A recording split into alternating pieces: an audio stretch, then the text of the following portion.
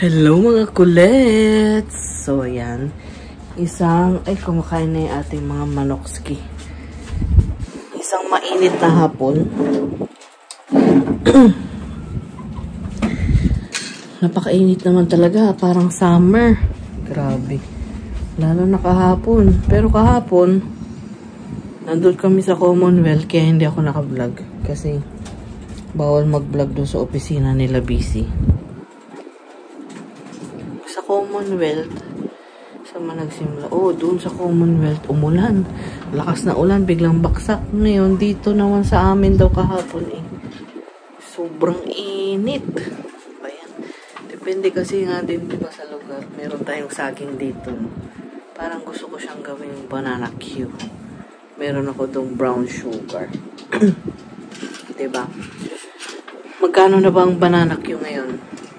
Banana Q ay parang 20-25 ata ang isang stick, tapos dalawang laman pag malaki, tapos medyo 2 kalahati or 3 pag maliit, 20 pesos, 25 pesos yan.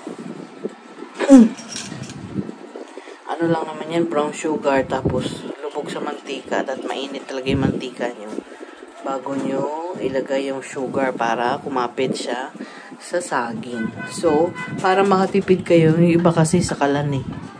Kaya medyo mahal ang tinda din kasi syempre mahal ang gas, mahal ang mantika. Kami dito sa Diuling para tipid. Practical na tayo ngayon at lahat ng bagay ngayon eh tumataas na. Aba, ang bigas ngayon eh excuse me. Ang 25 kg na bigas eh dating 1.2, 1.1, 1.2, 1.250, tumaas 1.3, 1.350, 1.5 na. O, diba? Tapos, ang gas, tumaas na naman ngayon. Ang gasoline is 70.30. Ang diesel is 69 point something.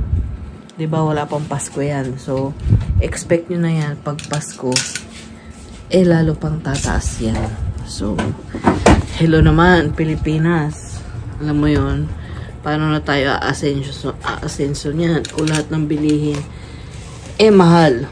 Kung lahat ng bagay sa sahod hindi nataas, tapos mataas ang tax, pero yung tax hindi mo napapakinabangan, eh kawawa naman ang taong bayan. Sa abroad okay lang kahit na alam mo yun, may tax, malaki ang tax, pero napapakinabangan nila.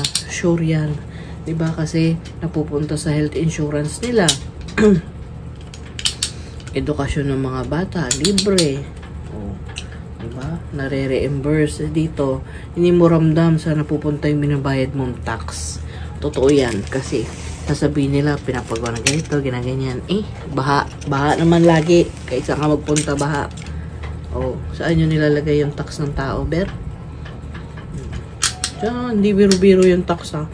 Yung mga sumasahod ng malaki, yung laki rin ang tax nila. Nakakasahod na ng isang regular na tao na merong basic salary. Totoo yan, diba?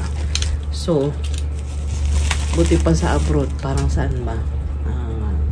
Pagpalagay na natin sa New Zealand o kaya sa Canada, malaki ang tax nila. Pero anong benefits? Nararamdaman nila. Kasi meron silang health insurance, libre yan. Pa-check up sila, pag mabuntis sila, or kung saan man. Health insurance. Sagot ng gobyerno. Okay. At saka maganda ang healthcare system nila. Talagang kahit libre yun, maayos ang mga doktor, maayos ang mga gamot, gagaling ka talaga. Tapos pag may anak ka, libre pag-aaral nila, diba? Kahit sa UK, ganun din ata eh. Libre yung pag-aaral ng mga anak mo. Tapos libre din yung health insurance. So, kahit mataas ang cost of living, sulit. Kasi nararamdaman mo, saan napupunta yung kinakalta sa'yo. Eh dito, totoo lang to, real talk lang. Totoo naman yan. Totoo. Wala tayong keme-keme. Walang halong, totoo talaga yan. Ang Pilipinas, ewan na, pangit ang healthcare system. Oo, Pilipino tayo, pero aminin natin, di ba? Agree kayo o hindi? Agree. Ang mayayaman, lalong yung mayaman. Ang mahirap, lalong humihirap. Diba? Unfair. Anyways, mag-ano naman tayo, good vibes. itigil na natin ang mga hindi magagandang vibes kasi wala rin tayong magagawa at nandito tayo sa Pilipinas. Yan ang reality.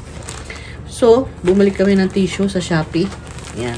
Natandaan nyo nung sa mga dati kong vlog, yung tissue natin sa Shopee yung kulay pink. Ganito rin yung tatak nun. Pero ito na iba na itsura. Siguro nag-iba ng pakete. So, yan. Order kami ng dalawa. Kadarating lang nito. Kasi naantay ko pa yung dog food ng aming baby. Yan. O, diba? King, ano basa rito? Kingis. Yun na yun. Siya na yun. So, ano to? 4 layers. Sabi niya. 4 layers stick. 300 pieces times 10. So, sa isang ganito, 2, 4, 5. Sa kabila, 5 din. So, 10. Tingnan natin kung pareha ba ng quality. Yung sa una nating binili. Kulay pink. Kasi, kaya doon kami bumibili sa Shopee kasi mura na, tas makapal pa. Pag sa grocery kasi, oo, medyo malaki kesa dito. Pero ito, sakto to doon sa lagayan namin ng tissue So, ayan siya. Ayan. So, sabi ay, baliktad. 300 pieces. 4 layer thickened. So, let's see kung makapal. Ayan.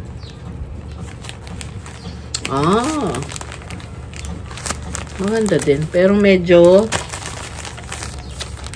numipis. Yan Kasi yung isa mas umbok Ewan ko lang. 400 ata yun. Kasi kaya ganun. Ano ba yan? Saan mo natin dudukutin to? Ito. Pareha rin pala. Makapal din siya. Mga kulites. Makapal din siya talaga. Yan. Hindi katulad nung iba. Pagka ito kahit na mabasa, hindi siya gano'n mapupunit agad. So, yan. Meron niya sa Shopee. Yan. Recommendable. Diba? Kung saan tayo makakamura, doon tayo. Ngayon, iniisip ko kung magluluto ako ng banana Q kasi sobrang init. Pero gusto kong kumain kasi hindi na ako kumakain ng rice. So, diba? Sa gabi lang, sa gabi. Kasi feeling ko mabigat pagka kumakain ako ng rice. Pagising ko sa umaga, parang bigat ng pakiramdam mo. Diba? Kasi nga, medyo lumalaki na tayo. Nagkakaedad na tayo, so kailangan magbabawas tayo, mahirap. Kasi mas madaling tumaba. Mahirap magpapayat. Totoo yan. So anyway, bukas tayo naman ay magko-Commonwealth ulit. Tapos tawag dito. Ano ba bukas? Magluluto si Ate Lynn na mamaya ng pambaon namin. Ako, September na, traffic na. Naku. Kasi simula pa lang ng bare months, traffic na. So, good luck naman sa December. So, pag ma-traffic, nakakaano kasi yan ng ng gas. Tsaka dito, bago na naman yung rules nila. Kanya-kanya silang rules sa toll. Sa mga tollway plaza. ETC na. Meaning yung yung RFID at saka auto sweep. Yun na. Wala nang cash payment sa mga toll gate. Pero lang naman yun. Depende sa lugar. Pero yung sa dinadaanan namin, Skyway 3, yan. Na siya talaga, ETC. Although, talaga namang may ETC na yung sasakyan. Kasi noon pa naman yan, alam mo naman ng mga Pilipino, ewan ko baka titigas ng ulo at ayaw sumunod. Sinabing ETC, para rin naman sa ikaginhawa yun. Pagtawid nyo ng ng tawag dyan, ng toll gate. Kasi mas mabilis yun, walang traffic. Mas ma-traffic pag yun nagbabayad ng cash kasi bayad kang cash, antayin mo pa yung sukli. Kaya natatagalan kasi minsan babayad buo, tapos magkano lang toll gate mo. Tapos minsan walang panukli. Alam mo yun? So maganda yung ganun. Magpapastro ka lang, di ba?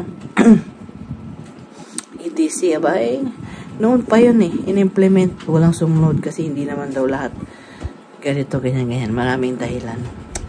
Ang Pilipino kasi pagka sumunod o tayo mga Pilipino, hindi nasunod, matigas talaga ulo ko sabihin ng gobyerno, kaya hindi tayo maasenso eh. Lahat na problema.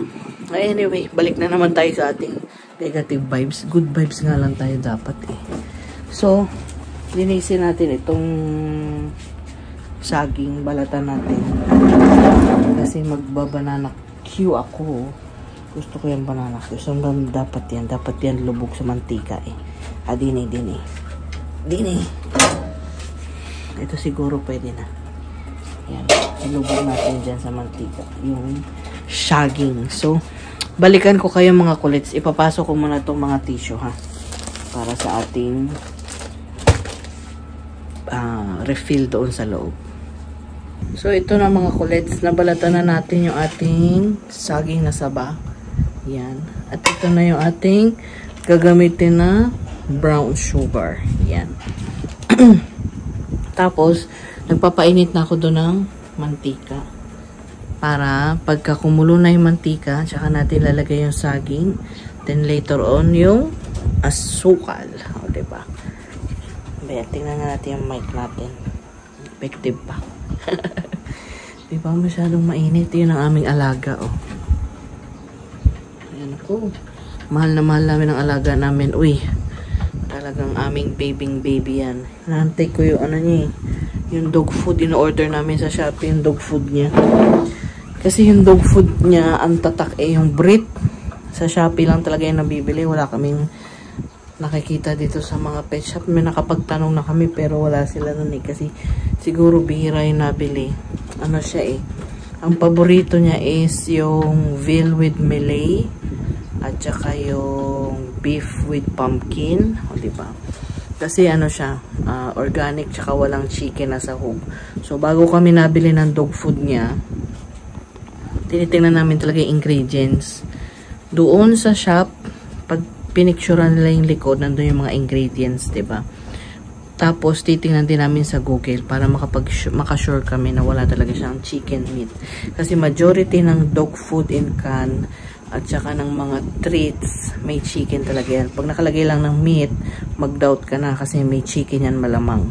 So, dapat naka-enumerate ang ingredients niya per details, diba? Kasi, ang aming alaga ay allergic sa chicken. So, kawawa naman yung alaga nyo kapag kamot ng kamot, diba? Maawa ka talaga kasi parang nai-stress sila, diba? So, kahit ganyan yan, dapat concern ka rin kasi kawawa rin naman sila pag nangati, diba? Aso parang tao din yan. Kaya, dapat alagaan nyo rin at mahalin. Yan yung mantika na ginamit sa ano? Sa, tawag dyan? Crispy pata. Yun. Yung mga baby hair ko. Yan naman. Ay, hindi ba dapat lubog sa mantika? Wrong info. So, babawasan ko yung mantika. Wait lang mga kulits. So, yun na, mainit na yung mantika. Nilagay ko na yung ating saging para iprito natin. Slide. Tapos, next na lalagay natin yung sugar. Diba? Kaysa bumili tayo kasi si Papa mahilig bumili ng saging na saba. So, paborito ko ang banana Q. Imbis na bibili tayo sa labas, tayo na lang ang gagawa. Minsan, masarap pa rin ang homemade. Pagtsatsagaan nyo lang talaga, paglalaanan nyo talaga ng oras ang pagluluto. Pero, makakasigurado ko namang malinis at saka masarap, syempre. Diba? Yun lang yan. Tsagaan lang talaga yan. Kaysa bibili tayo sa labas. Diba? Kasi mas masarap pa rin talaga ang lutong bahay. Pero may mga tao talaga kasing mahilig din talagang magluto, 'di ba? At meron din namang kain lang ang gawa. So mga kulets, ito na yung ating banana Q. Hindi man perfect, pero lasa ng banana Q. So pwede na. 'Di ba? Pwede na 'yan. Natikman ko na siya eh. Kaya lang kasi medyo mainit pa, kaya tapos, oops. Hindi ko na nilagay sa stick kasi isturbo pa ba. Ano yan? May pa-arnibal. Uy, paano iba lang banana kinikulits? Harap. May natira, hindi ko inubos. Ilang peraso to? Bali 7 peraso yung saging eh. Mahap to. Yan.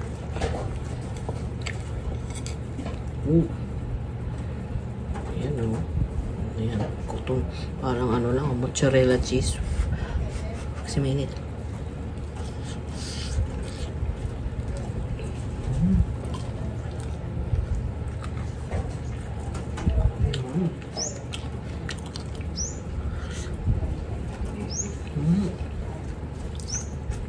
Kain tayo mga kulit.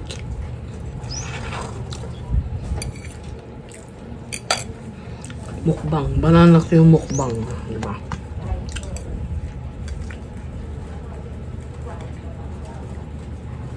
Mainit.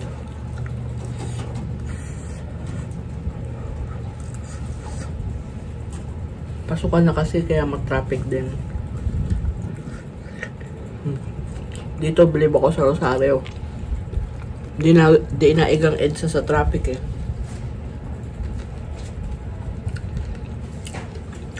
Ano lang kasi siya 2 lane. Tapos paglampas mo dun sa arko, nagiging 1 lane na lang. Tapos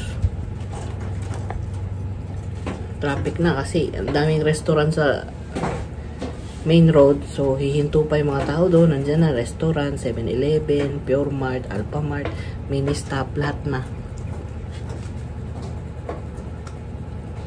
Wala ka lang makikita ang bahay dyan sa main road. Lahat ginawang restaurant na. Ginawang commercial establishment. Diba?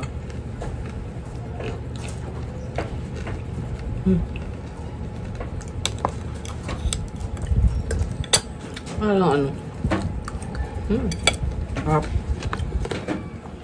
So magme-merienda muna ako mga kulets. See you na lang tomorrow. Salamat sa lagi niyong panonood. Huwag sana kayo magsawang manood. Paalam. Bye-bye. Love you all. XOXO.